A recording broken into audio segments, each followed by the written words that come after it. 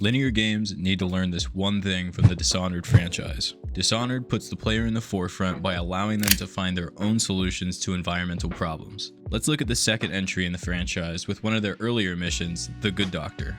This mission leads the player to find one of the most infamous killers in the city of Dunwall, the Crown Killer. The Crown Killer has been eliminating the opposing political advocates and framing the Queen, Emily Caldwin. Emily, who is now on the run, finds herself at Addermeyer Institute, the last known location of two pivotal allies, Anton Sokolov and Alexandra Hypatia. You as the player get a wondrous shot of the island the Institute stands upon. This monolithic building is filled to the brim with guards, as well as checkpoints that will make any normal person have an issue slipping past.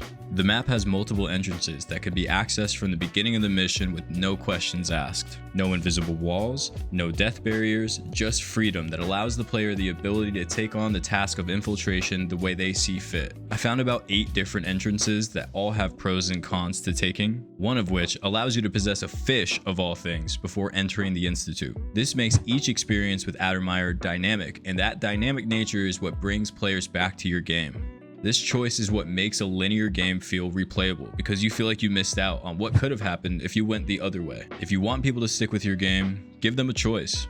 Give them something to come back to. I know there will be people who bring up the fact that most people play the game once. Why should the developer even waste their time on something most people won't even see? If I have to spell it out for you, it's to give back to those who love the world that Arcane created. But what do I know? I just really like the game and think,